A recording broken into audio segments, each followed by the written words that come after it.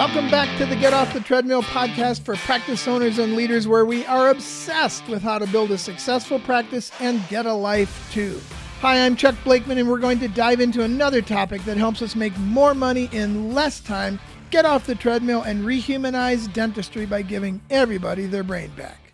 Today, I've got Craig Spodak with me. He's a friend and a wonderful dentist in the Delray Beach, Florida area. He's a dental director and founder of Spodak Dental Group.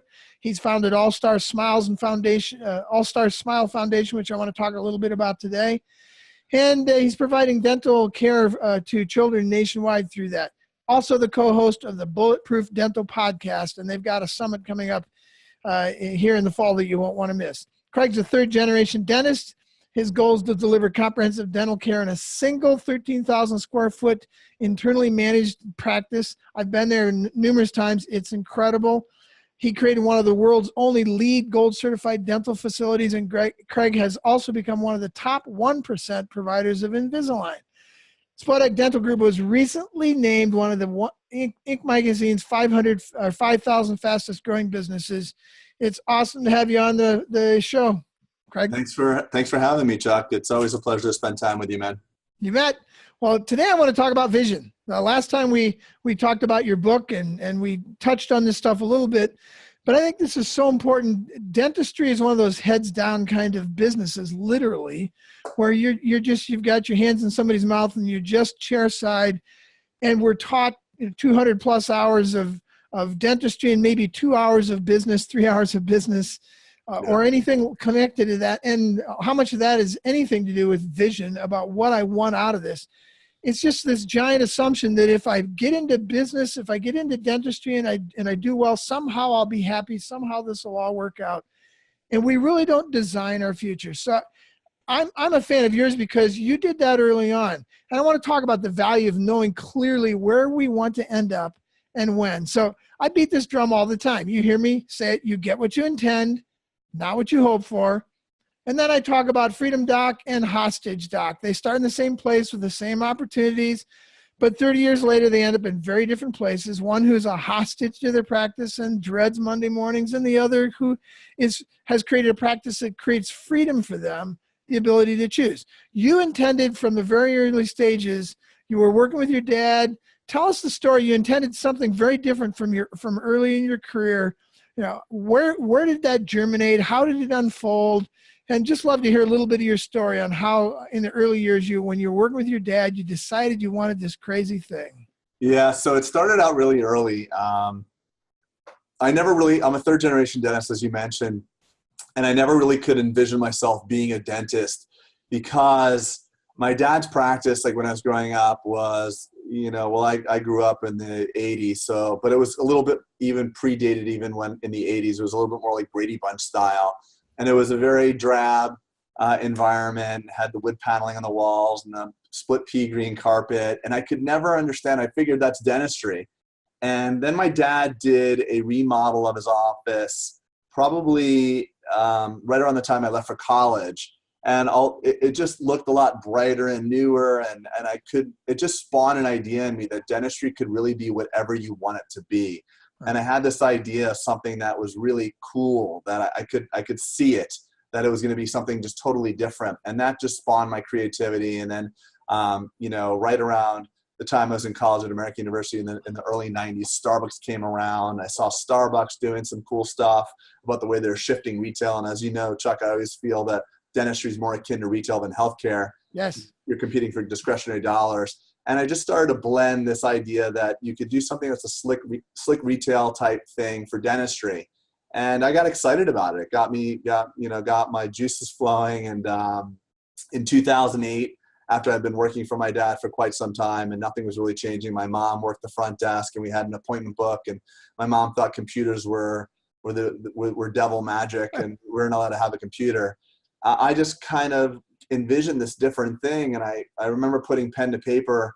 A woman that was working with me at the time named Michelle told me about this thing called descriptive vision. And the descriptive vision is a retrospective vision that you write as if it's already happened.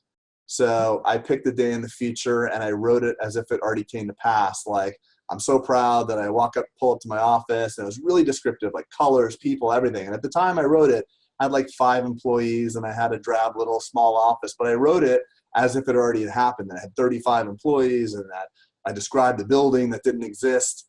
And it was really powerful, and it was a really beautiful creative process. But what I think was most important about it, looking back anecdotally, or rather retrospectively, was that I described how it made me feel. Because I think most people get into the problem of saying, I want a beach house, and I want a Cadillac, and it's all going to be this, but they don't talk about what that's going to make them feel, because then they wind up getting that shit, and then they don't feel any different. Yeah. So one thing that I noticed recently, as I've done more work, is my descriptive vision I wrote in 2008 talks about how I feel. So it's like, I have this, and it makes me feel great because of this. Yeah. So a lot of fulfillment was baked into that, and that's why I think it was like this kind of North Star for me, this guiding light that got me through the tough times. And actually, I just recently redid one very recently for another 3 years. Well, hold on to that one, because I want to ask you about that one later, because sure. I know you're a visionary, you're never done. But that's, you might have said that before, but I've not heard that before about the emotional side of it. Yeah. And that's really important. Too often, even if we do create a vision for ourselves, it's a vision like, I want my office to make X revenue with X profit in X location with X number of patients. And there's nothing about it that's gripping. It's just this factual view of the future. That's not going to connect with us. Yeah. We're not going to connect with it. It's when we actually see the benefit to us and that emotional satisfaction that comes to us as a result. That's when we get gripped by stuff. Yeah. So even I have it up here, and just to pull it, I won't take up time, but I will read a sentence or two. It starts off with, even though I've driven up to the building so many times, it always inspires me when I see the place where I work. That's the first sentence. And then maybe 3 or 4 sentences down, it says, a smile comes to my face as I think about how the thousands of people who drive past our building every day must wonder what type of magic goes on inside of Delray Beach's first certified green building. So there's a lot of emotions around it. It wasn't process. And I think that's what brought me to a lot of years of fulfillment and guidance. And like everything else, that sat up on a shelf for a while, maybe longer than it should. And they didn't do version 2, 3, and 4. And you say you get what you intend and not what you hope for. Yeah. A descriptive vision written in 2008 can take you pretty far, but it can't take you to 2018. Uh-huh. You know what I mean? So there's always the what's next. And when you focus on goals, when you get to them, it's like, that's cool. What's next? And I think it's important to keep that alive. So. Well, I think you've illustrated incredibly well the simple difference between Hostage Doc and Freedom Doc. Hostage Doc does not design his or her future. They just jump in and anticipate that if they build a practice, something good will happen. Well, that's hope. And you don't get what you hope for. You have to be intentional. It's a very intentional thing to write that vision and to say, here's what it's supposed to look like for me, and here's how it's going to look for me. There's not enough of that, and I've had to ask myself, why is it that so many people have such short visions? Simon Sinek has talked about this a lot of times. It might not be hard for someone to write a vision, but sticking to it is really tough. And the whole idea is that I think we're short-term decision makers. Simon Sinek says there's an epidemic of short-term decision making. I think it's been there all along. I think that's just human nature, is to think about, how do I kill a mastodon and eat it now? It's not about what does my house look like later. So I think it's built into the way we live. And as a result, we wake up 10 or 15 or 20 years later in our practice and wonder, how in the world did I get here? I'm the same place I was 20 years ago. So it's John Lennon. Life is what happens to you while you're busy making other plans. That's right. So there's tons of, it's a great way to put it. There are tons of distractions along the way that could wear us down. Right. I'd love to hear about some of the major lessons you've learned along the way about keeping focused, building your practice around your vision, how you might have gotten sidetracked, and just shorten that journey for the rest of us. Wow. I guess in hindsight, I'm learning as you're speaking, or I'm really thinking about it critically now that we're talking about it. In many ways, the astronauts that landed on the moon, the original crew, we know what happened to them. alcoholics and all that stuff. Cause like you land on the freaking moon, you're 28 years old. Now Where do you what? go from there? Yeah. So I think I had a little bit of the lunar landing syndrome happen to me. I got here, and just the fact that I made it was such a crazy thing like that, that I made it because it was really a pretty large risk. That I landed on the other side, that I grabbed the cliff with my fingernails and pulled myself up. That I turned my focus off of like, okay, what's next for a little while. So that unintentionality, I think, gave me some looseness about where I've gone since moving here. But I think the most important thing is focusing on fulfillment versus achievement, because we've all bought into this universal idea that achievement and fulfillment are related to each other, and they're intimately related. If I get this, then I'll feel that. And that sets us off for a lot of disappointment. Hollywood is filled with examples of that. People that are starving to just get to their first acting gig, and they get it, and then they wind up extremely depressed on drugs or offing themselves. Yeah. So achievement and fulfillment are not always related. So maybe focusing on fulfillment first, because I get a lot of dentists say, I want what you have. And I say, why? And that's just floors them, or the normal answer is, well, I want to have 10 offices. Well, why? Because then I'm going to sell them and drink champagne. Well, then for how long? I don't know. I haven't thought about that.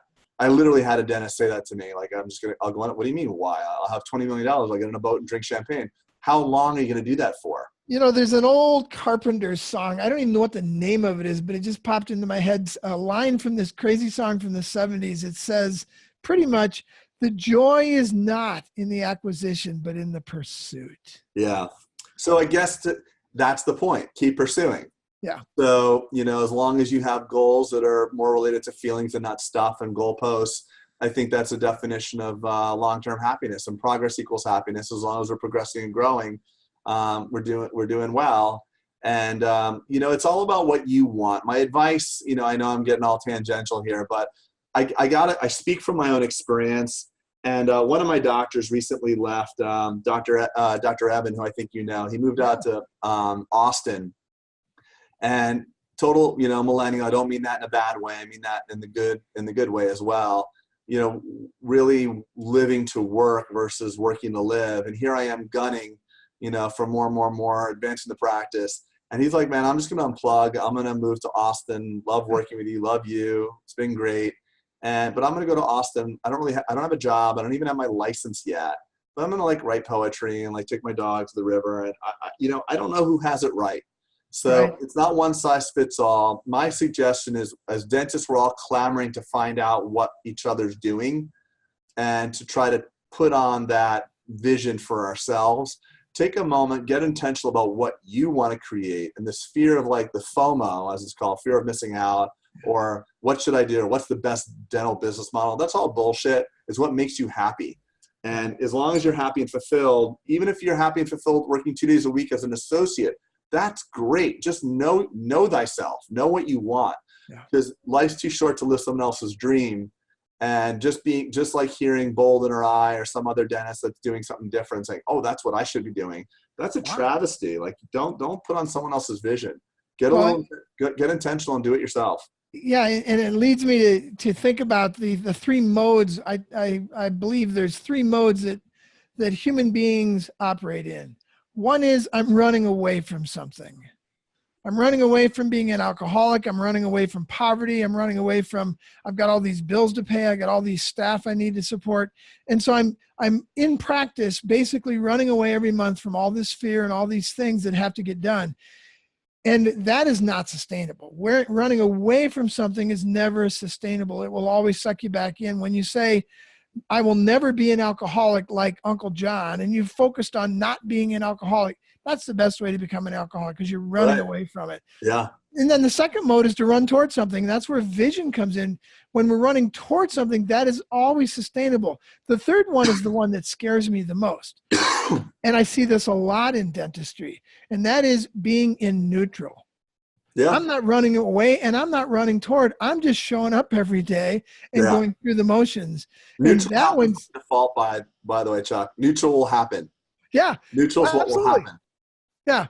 Yeah, absolutely. Because, if you're, there's no way to, it's the second law of thermodynamics. If you're not really pushing hard forward, then you will end up in neutral.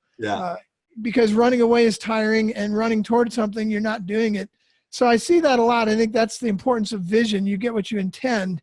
What are you intending to run after? So when you ask people, why do you want what I want? And they're floored by that, that shows a neutral mode that scares the bejeebies out of me, because we've all been there. Yeah, but we've all subscribed to this American / Western philosophy. More. It's going to be great. Like you say, make a little bit of money, get a house, the mortgage, make more money, trade that house in for the next house, make more money, house in an RV, house RV boat, house RV helicopter. It just doesn't matter. It never stops. It's a hedonic treadmill that we're all victims of. And dentists, we make more money generally each year. So as long as we're making, 8 to 10% more per year, we can spend 15 to 20% more and everything's going to work out, right? but it does take some intentionality, and the default is to go to neutral and to believe that more and more is going to be better. And life, it's just learning. It's all learning. Well, I think it goes back to your achievement versus fulfillment thing as well. Too often we're achieving, and once we've achieved, like we said, the pursuit, the joy is not in the acquisition. Okay, I have a 3,000 square foot house. Now what? Well, I guess I'll go get a 5,000 square foot house. Holy crap, I need to make more money. And then you do that. Well, I got a 5,000. Well, let me buy a boat. Holy crap, I need to make more money. And it's this unending filling of this void in our lives, because we really don't have anything that's fulfilling. All we can do is replace it with another achievement. I have a friend like that who I've had to tiptoe around this at times, but he's one of the most achievement-oriented people I've ever met. I don't know that he's got much fulfillment. Yeah. I had, and the other thing is we'll tend to screw ourselves up. And when we get deep into our own psychology of, thinking that you don't want what you have. And there's so many layers to it. Being human is being freaking crazy. You got emotions about your emotions. I got emotions about your emotions about my emotions. It's just total insanity. And we're all living this human experience, which is somewhat insane depending on the day and how reactive you are. But one of the things is that, it's does somebody else have it better? And I was in California last week, like looking at these guys that are doing different things. And like, wow, I could pull the plug and move to California. That'd be kind of cool. Like, and then I thought about then I'm like, this would be great. It would be great to be in California. It'd be great to just unplug myself from Florida and be in California. And then I really thought about it. Like, do I want that? Do I want to trade my life? And I put myself down in that mental space of going down there. I'm like, I don't even want that. Yeah. So it's funny. I mean, the greatest battle, the greatest learning is learning yourself. And what do they say? The spiritual journey is the 18 inches from your head to your heart. Getting out of your head and into your heart. This is the longest journey we'll ever have, is those 18 inches. And as long as you're in a space where you're trying to get better and you're trying to work on what really matters, I think you have some intentionality around it, you're going to tend to be happier than those of us who are on autopilot, just putzing along, just saying I should do what Bolden or Dr. Jones is doing or what my neighbor's doing. Well, so part of this fulfillment side of this, tell us about your nonprofit part of your vision and the things that have happened there with All Star Smiles. You created that with, was it the Yankees guy, Giancarlo Stanton? Was that who it was with? Yeah, Giancarlo Stanton. So he was a Marlin at the time. We've always had a charitable focus. I can credit Dr. Dudley in our practice for that. Maybe 8 years ago, or 7 years ago, she had us do a Habitat for Humanity build.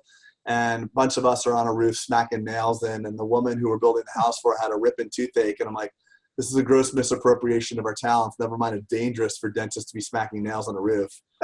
So we started out with a free dental day, 7, 8 years ago, and started doing philanthropy. I'm involved with Freedom Day USA, a charity give back to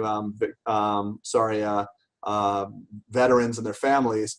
And then Giancarlo in 2014 got hit with a pitch, a 95-mile-an-hour fastball right to his teeth. And I fixed his teeth. He got sent here by his agent. And long story short, while he was waiting for his teeth to be milled, I showed him who we are and what we're doing. And then he got that iconic $325 million sports contract, the largest contract in the history of sports. And he calls me up and says, hey, I want to do a charity with you. So that was pretty cool. Awesome. So I felt that wasn't really, I had been thinking about a non-for-profit. You know, I had written that in vision statements before, so it's kind of funny how that worked out. So now we have a 501c3. Our mission is to help eradicate children's decay. And we're working hard on that. And John Carlo, if you go to his Instagram page, his bio contains the allstarsmiles.org page. If you're a dentist looking to get involved in that, we need your help. So allstarsmiles.org. And it's just been really fulfilling. And what I've learned about pursuit of those fulfillment or aspirations for, I guess, righteousness, like if you look at it that way, is you've got to be aligned. We all want to stand out in front. I think that's a good instinct, that we want to be recognized for our efforts. But I also believe that you have to have the right reasons for doing it. Like, I know it feels good to see our name acknowledged. We all have that in us. You know, even the first cry of a baby is a cry for significance. You know, hey, I'm here, I'm alive.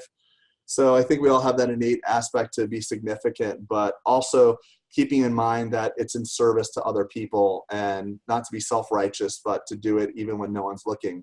And I struggle with that sometimes too. My goal is, I have some amazing friends that are doing amazing things, and no one even knows that they're doing them. And that's pretty badass. When you're at the point where you're doing badass stuff to help humanity and you don't have to tell anybody, that's pretty darn cool. Yeah, University of Virginia has this secret society of the Seven or something like that.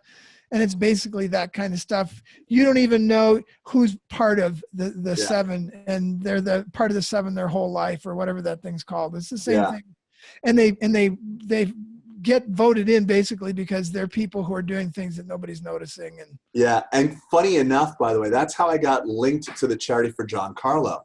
So after I fixed John Carlo's teeth, like his dental injury was making all the papers. Like, John Carlo has massive dental injury, and I was like, oh, I want to like put the picture out, like promote that I did it. I didn't do it because I want to respect his privacy, and I didn't want to say like, hey man, is it okay if I post my picture of you? Right. But they were watching me, unbeknownst to me, they were watching me.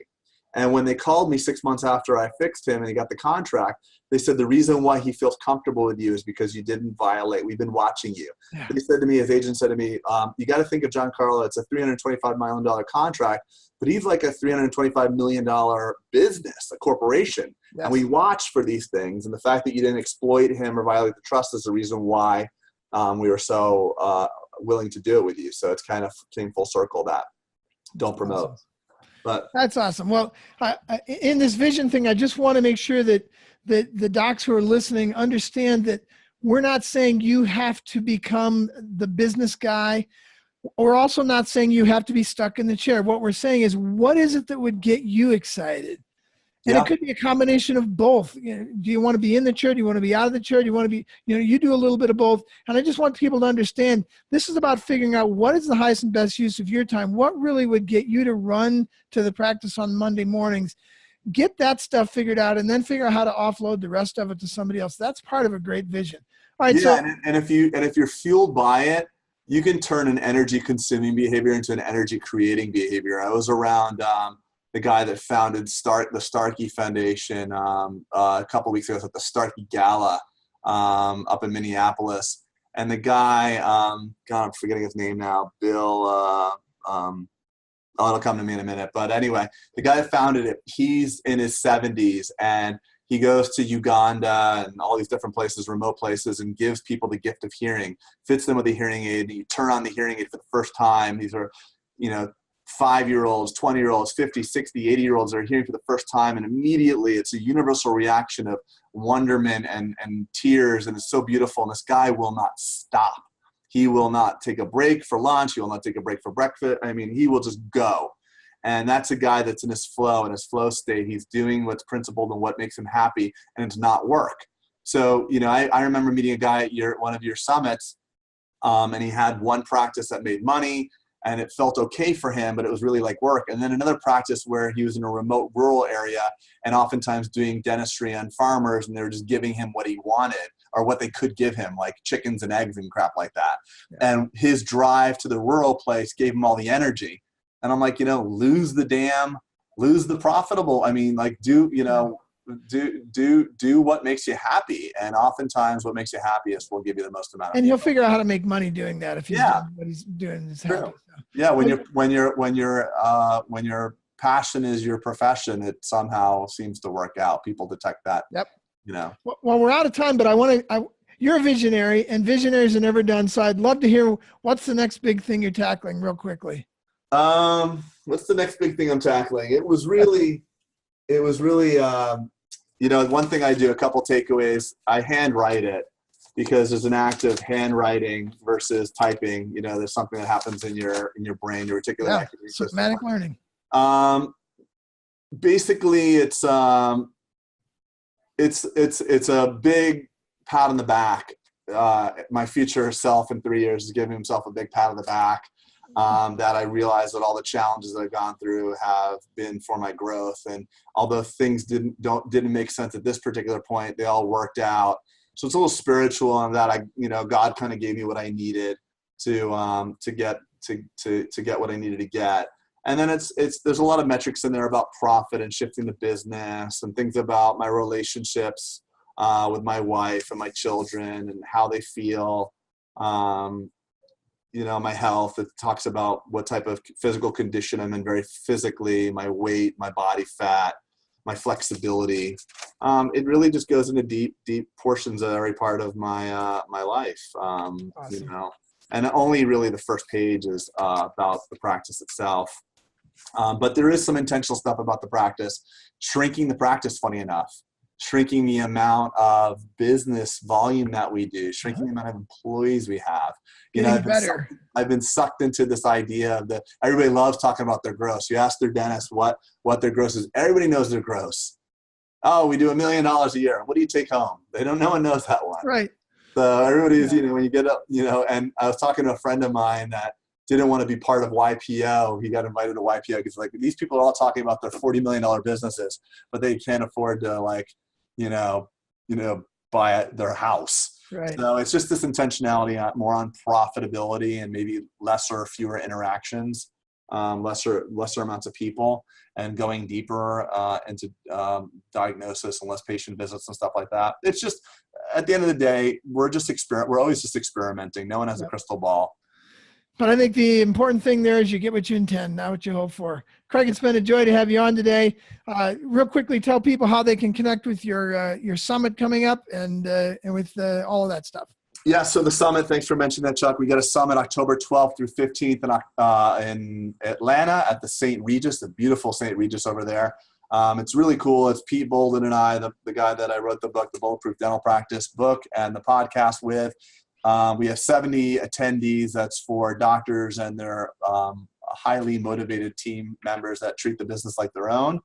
And we're just about sold out. So I think there's about 15 more spots. And if you want to get on that, it's the bulletproofdentalpractice.com. By the time this airs, it won't be 15. So you better hurry. Yeah. What's that URL again? bulletproofdentalpractice.com. Or you can just Google bulletproofdentalpractice.com. And register for that. We're leaving it all on the table. This is not something that you go to and then sign up for other stuff. It's just everything we've learned in the combined 36 years of getting our butts kicked in practice and all the highs and lows and giving it all back on the table. So look forward to it. Very cool. Well, I know people will get a lot out of it. Docs will have their practices transformed. So we're excited about promoting that for you. Craig, it's been a joy to have you on today, my friend. Let's keep going. Yeah, always, Chuck. I appreciate you and all the things you brought to my life and my practice and for dentistry as a whole. So thank you, Chuck. Appreciate you. Thanks so much. If this podcast was helpful, please subscribe by computer or by phone, or connect with us at www.gottsummit.com, 2 T's, GOTT summit.com. That stands for Get Off the Treadmill. We have those summits quarterly for dental practitioners only. Or connect with us at www.chuckblakeman.com or email us at grow@cranksetgroup.com. Let's get off that treadmill. Let's get into the participation age. I look forward to seeing you in the next podcast. Thanks.